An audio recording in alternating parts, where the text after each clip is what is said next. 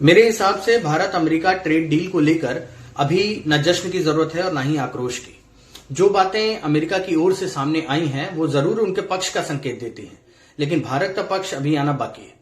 जब तक भारत सरकार की ओर से कोई आधिकारिक पुष्टि या आधिकारिक जानकारी नहीं दी जाती, तब तक किसी निष्कर्ष पर पहुंचना मेरे हिसाब से थोड़ा सा जल्दबाजी होगी।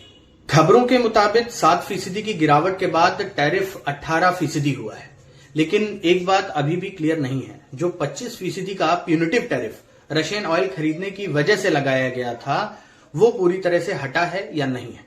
अगर नहीं हटा है तो राहत का दावा अभी भी अधूरा माना जाएगा। ट्रंप और प्रधानमंत्री मोदी के बीच अक्सर अच्छी केमिस्ट्री की बात की जाती है, लेकिन ट्रेड और स्ट्रेटेजी पर्सनल केमिस्ट्री से नहीं चलती।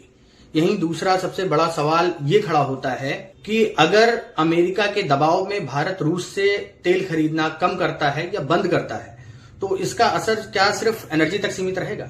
नहीं, भारत रूस के रिश्ते इस पर दांव पर लग सकते हैं, साख पर लग सकते हैं। भारतीय सेना की इन्वेंट्री पर इसका फर्क पड़ेगा।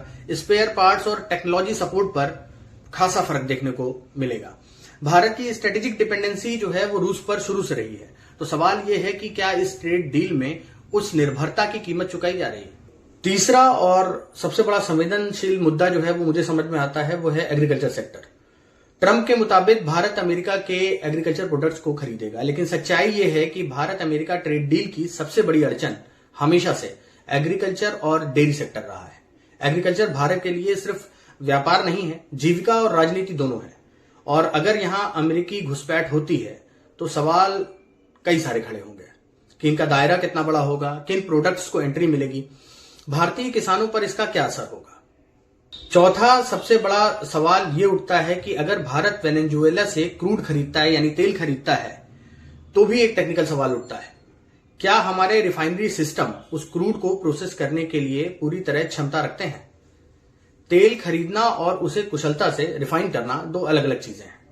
तो भारत अमेरिका के बीच ये जो ट्रेड डील है ये कितनी किफायती है, इसे समझने में अभी थोड़ा समय लगेगा।